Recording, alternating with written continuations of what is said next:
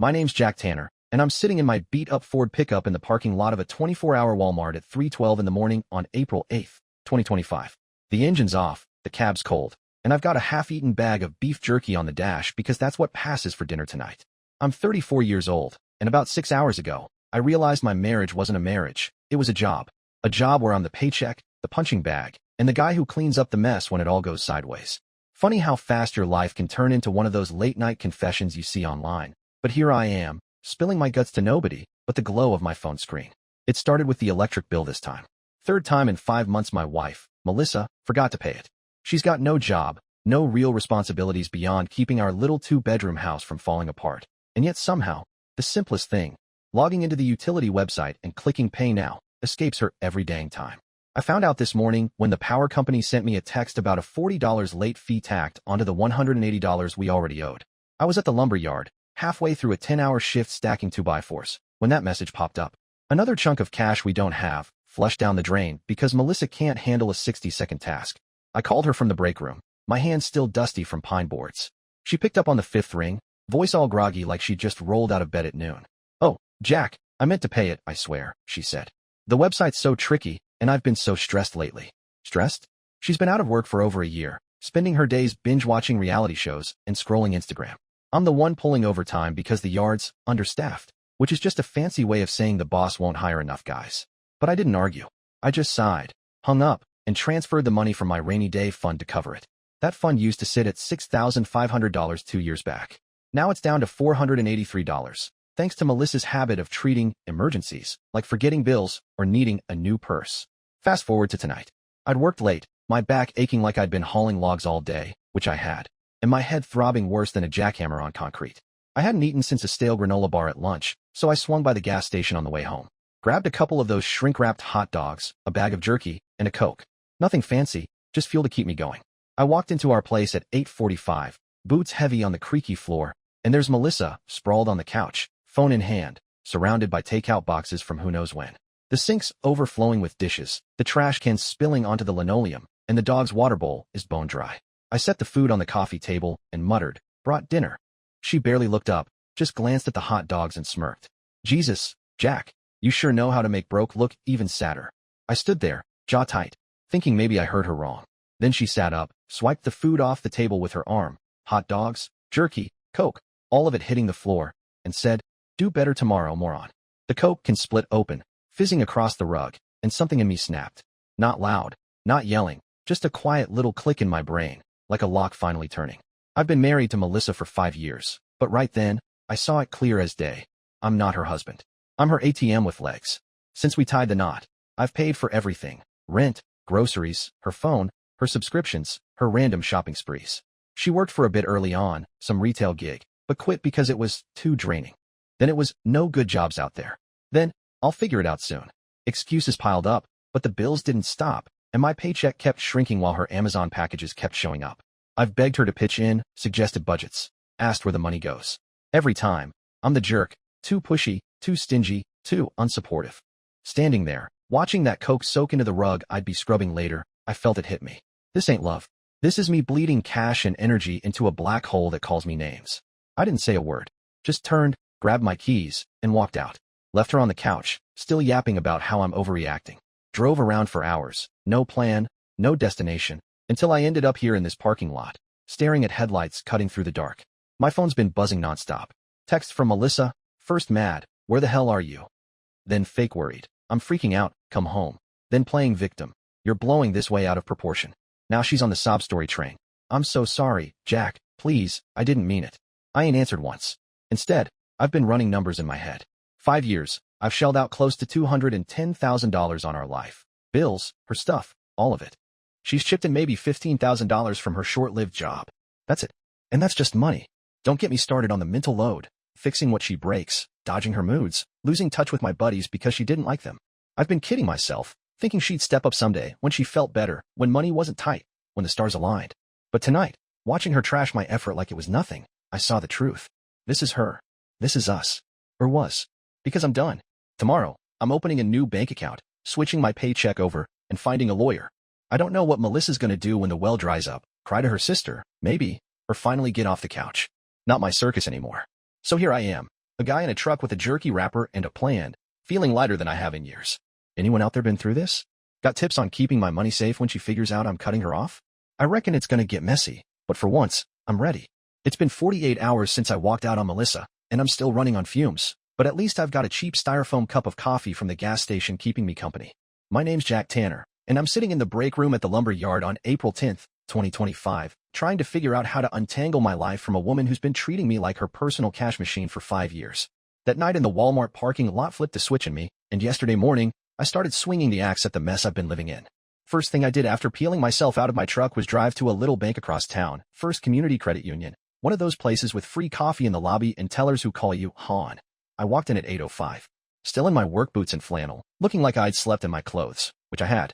The lady behind the counter, a gray-haired woman named Doris with a name tag pinned crooked, raised an eyebrow when I said I needed a new account my wife couldn't touch. I stumbled through some half-baked explanation about personal reasons, expecting her to pry. But she just nodded, slid me a stack of forms, and said, "I've seen this movie before, Hon. Let's get you set up." That hit me like a ton of bricks. This happens so often they've got it down to a science. I opened a checking and savings account right there, transferred what was left of my rainy day fund, $4.83 after Melissa's latest forgetful stunt with the electric bill, and set up my direct deposit from the lumber yard to hit the new account starting next payday. Left just enough in our old joint account to cover the phone bill and half the rent, nothing more. Doris didn't blink, just handed me a temporary debit card and wished me luck. Walking out, I felt like I just pulled off a heist, except all I stole was my own money. Back at the yard, I spent my lunch break hunched over my phone, digging through 5 years of bank statements. I ain't no accountant, but I've got a notepad app and a calculator, so I started scribbling. Rent, utilities, groceries, Melissa's endless stream of essentials, nail polish, yoga leggings, takeout when she didn't feel like cooking. By the time I got to last year, my hands were shaking. In 2024 alone, she blew $9,800 on stuff for herself while I was skipping lunches to keep us afloat. Then I found the kicker, $6,200 in cash withdrawals I didn't know about, spread out over months, probably funding her girls' nights, or whatever else she didn't want me asking about. We're drowning in $5,900 of credit card debt too, that I didn't even know existed till I checked the balance. Seeing it laid out like that made my stomach turn, but it also lit a fire under me. I wasn't just mad, I was awake. I didn't go home that night either. Crashed in my truck again, parked behind the yard where the night crew wouldn't bug me. Melissa's texts kept coming 20, 30, 40 of them by now. Started with, "You're being ridiculous, Jack." Moved to, "I'm worried sick." Then landed on, "I can't believe you'd abandon me like this." I didn't bite. Kept my phone on silent and let her stew. Around midnight, she switched to voicemails, her voice all wobbly like she'd been crying. "Jack, please, I'm sorry about the hot dogs. Come home, we'll talk." Too late for that, sweetheart. This morning, I showered at the yard's locker room, perk of working manual labor, and headed to a diner down the road for breakfast. Over eggs and toast, I called my buddy Nate, the only friend Melissa hadn't managed to scare off. He's a welder, rough around the edges, but solid. Told him the whole story, electric bill, gas station food, her calling me a moron while trashing dinner. He didn't say much, just grunted and asked, "You finally leaving her?" When I said yeah, he offered his couch till I sorted things out. "Ain't fancy, but it beats your truck," he said. I took him up on it. Nate's place smells like motor oil and burnt coffee, but it's a roof, and it's mine for now. After my shift today, I swung by a dollar store and grabbed a spiral notebook and some pens. Sat in Nate's living room with a beer and started planning. Wrote down every bill we've got, split M50 to 50 in my head, rent, power, internet, the works. Figured out what I'd keep paying into the joint account till I could cut ties clean, and what Melisa'd have to cover if she wanted to keep the lights on. Then I Googled divorce lawyer near me and found a guy named Carl Hensley, some no-frills attorney with a one-page website and a phone number. Left him a voicemail, said I needed out of a marriage that's been bleeding me dry. Felt weird saying it out loud, but good too, like I was finally taking the wheel. Melissa called again while I was writing 5 times in 10 minutes. Last one went to voicemail. "Jack, I know you're mad, but we can fix this. I'll pay the bills, I swear." Funny how she's promising that now, when the cash is locked away where she can't reach it. I didn't call back. Just cracked another beer and kept scribbling. Tomorrow, I've got to face her, go back to the house for my clothes and tools. Nate's coming with me for backup, says he doesn't trust her not to flip out. He's probably right. She's gonna cry, yell, maybe throw something again, but I'm not folding this time. I've got my numbers, my new account, and a lawyer's number in my pocket. For once, I'm not the one getting played. Sitting here on Nate's lumpy couch, I feel beat to hell 2 nights and a truck'll do that. But there's this spark in me too. Like I've been dragging a busted trailer for years and finally cut it loose. I don't know how ugly this'll get when Melissa realizes her free ride's over, but I'm ready to find out. Anybody got advice on dealing with a soon-to-be ex who's got a black belt and guilt trips? I reckon I'll need it. My name's Jack Tanner, and it's April 12th, 2025, a Saturday morning that feels more like a showdown than a weekend. I'm standing outside my own house. Well, the rental me and Melissa have been sharing for 5 years, keys in one hand, a cardboard box in the other, and my buddy Nate looming behind me like a linebacker ready to tackle trouble. It's been 4 days since I walked out after she trashed my gas station dinner and called me a moron, and today's the day I'm grabbing my stuff. I ain't been home since, crashing at Nate's instead, but I can't keep living out of a duffel bag. Time to face the music, or whatever tornado Melissa's about to unleash. Nate's truck is parked crooked in the driveway, still warm from the 20-minute haul across town. He's chewing on a toothpick, squinting at the front door like he's sizing up an opponent. "You sure she's not here?" he asks, voice low. I shrug. "She texted she'd be at her mom's till noon. Said I could come by." Nate snorts. "Yeah, and I'm the Easter Bunny. She's gonna pop out like a dang jack-in-the-box, mark my words." He's probably right. Melissa's been blowing up my phone nonstop, 60 texts, 15 voicemails, everything from, "I miss you, Jack," to, "You're a selfish jerk." I stopped reading him yesterday, but I'm braced for her to pull something. I unlock the door, and the place hits me like a time capsule. Same stale air, same clutter, pizza boxes on the counter, dog hair on the rug, a pile of laundry I asked her to wash a week ago still sitting there. Only difference is the quiet. No TV blaring, no Melissa hollering about something I did wrong. I head to the bedroom, Nate trailing me, and start packing. Work boots, jeans, my old Carhartt jacket, a couple flannels. Toss in my toolbox, can't leave my wrenches behind. They're worth more than half the junk in this place. Nate grabs my hunting rifle from the closet, slings it over his shoulder. "She ain't keeping this," he mutters. I'm halfway through stuffing shirts in the box when I hear it, keys jangling, then the front door creaking open. My gut drops. Nate shoots me a look, toothpick still clamped in his teeth. "Told ya," he whispers.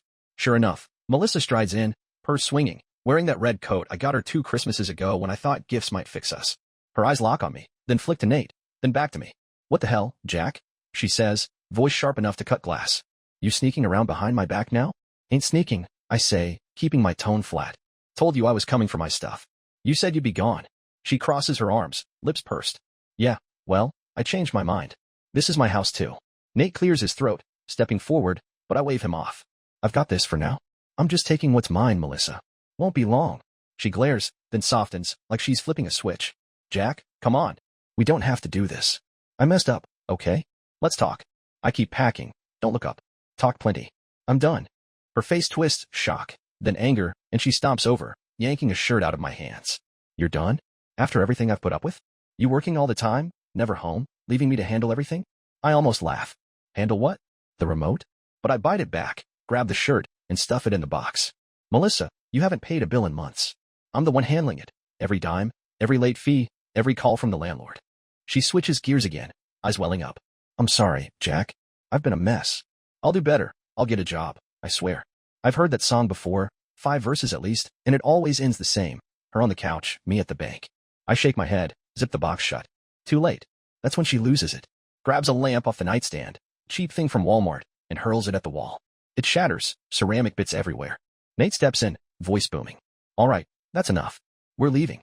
She spins on him. "Stay out of this, Nate. This is my husband." I sling the box under my arm, grab my toolbox. Not for long.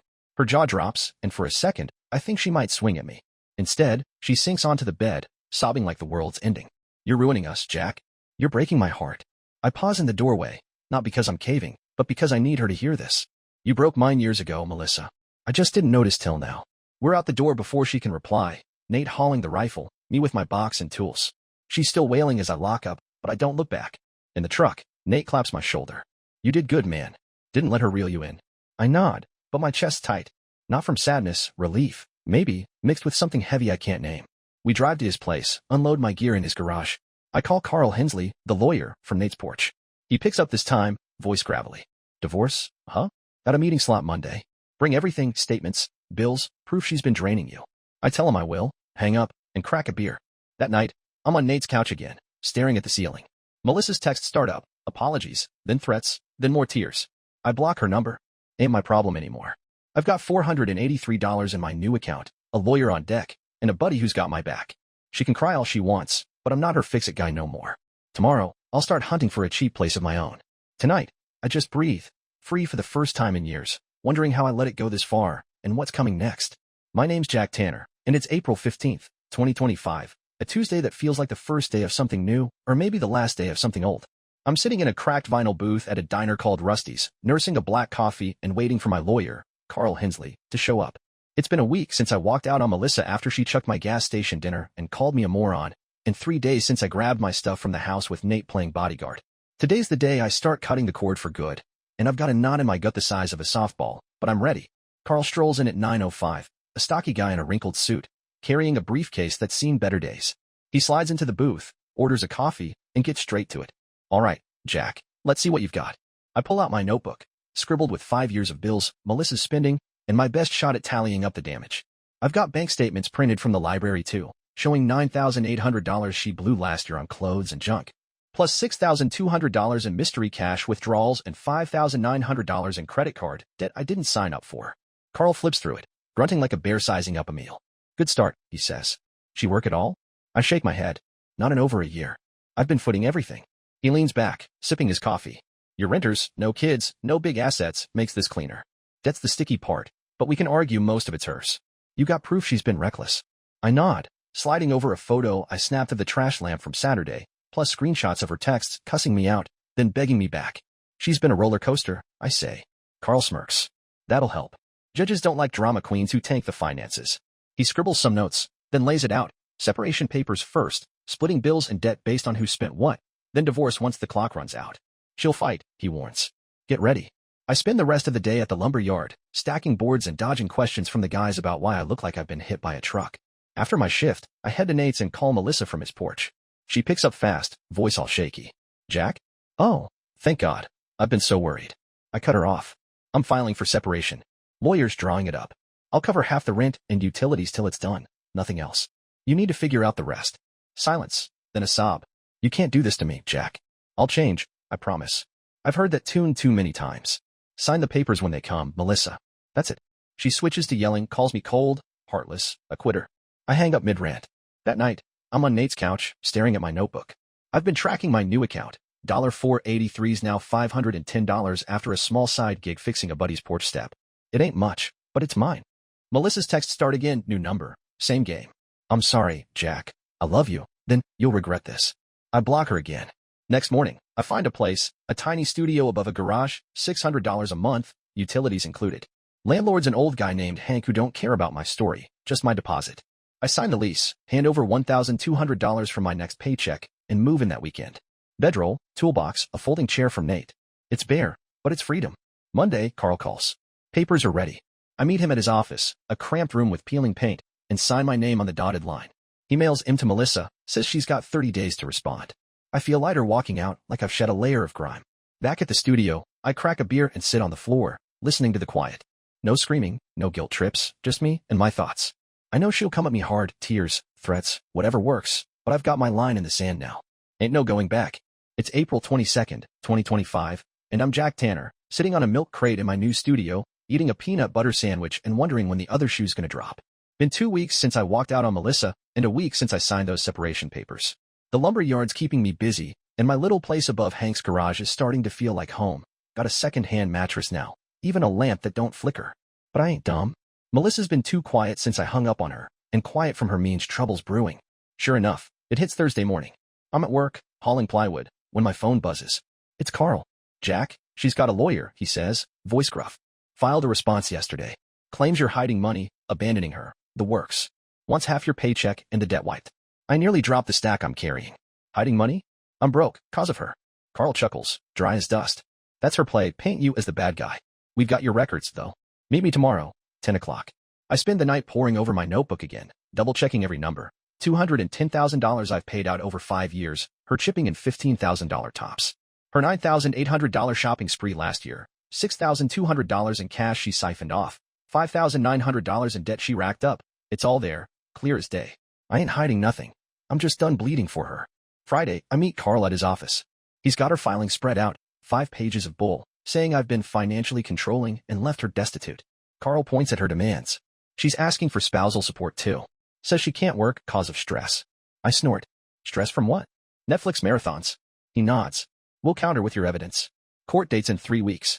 That afternoon, I'm back at the yard when Melissa shows up. Pulls into the lot in our old Civic. Steps out looking like she's auditioning for a soap opera, big sunglasses, scarf, the works. The guys stop working, staring.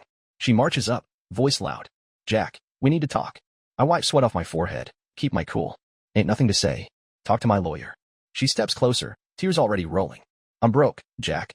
I can't pay the rent, the power's off. I'm living in the dark, cause of you. I cross my arms. I paid my half. You've had years to figure out yours. She switches to anger, jabbing a finger at me. You think you can just ditch me? I'll take everything you've got. The foreman, Big Mike, wanders over, tells her to leave or he's calling the cops. She storms off, yelling about how I'll pay. I'm shaking after, not scared, just mad I ever fell for her act. That night, Nate comes by with pizza, says he saw her at the gas station, buying smokes with cash she claimed she didn't have. She's playing hardball, man, he warns. Watch her back. I nod, knowing he's right. Next day, I find a note taped to my truck, her handwriting. You'll be sorry. I hand it to Carl, who adds it to the pile. By Sunday, my account's at $620, slow climb, but steady. I'm cooking now, simple stuff like eggs and rice, saving every penny. Melissa's counterattacks got me rattled, but I've got my proof and a lawyer who don't mess around. She can scream all she wants. I'm holding my ground. It's May 1st, 2025, and I'm Jack Tanner, standing in my studio kitchenette, frying a burger on a hot plate while the world keeps spinning sideways.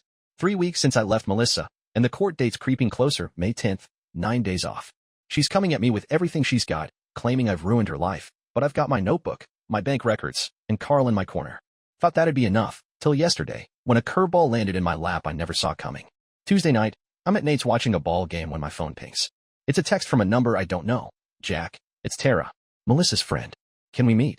Tara's one of Melissa's crew, short blonde hair, loud laugh, always tagging along for drinks Melissa couldn't afford. I figure it's a trap, her fishing for dirt, so I text back. Why? She replies, I've got stuff you need to see. Not a trick. Coffee tomorrow, 8 o'clock, Rusty's. Nate leans over, reads it, shrugs. Could be legit. Could be crap. Take me along. See what's up. I agree, curious but cautious. Next morning, we're at Rusty's, me with coffee, Nate with a Coke, when Tara walks in. No makeup, jeans, nervous as hell.